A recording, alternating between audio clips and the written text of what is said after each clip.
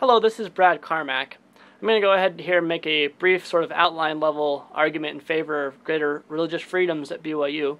The problem is that the LDS students that are BYU students, in order to graduate, they have to finish LDS.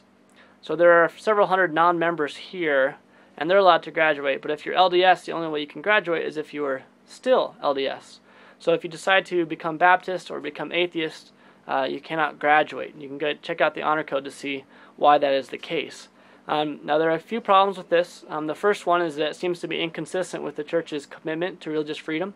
Article of Faith, we have an article of faith that claims to allow all men to worship how, where, or what they may.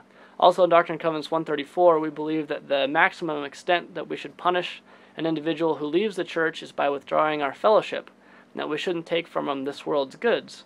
So of course credit towards a degree in our world is considered to be goods, even though they are intangible ones, and to take them away as a result of religious choice is a deprivation of property that seems to violate the spirit and letter of Doctrine and Covenants 134.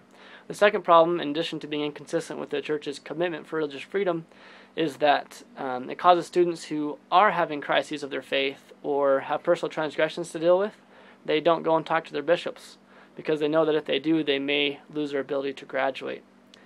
Third, a lot of students, despite their desire to worship otherwise, to not be LDS anymore, to be atheist or to be Catholic or whatever, they continue to act Mormon so they can get their degree, even though they would wish to do something else.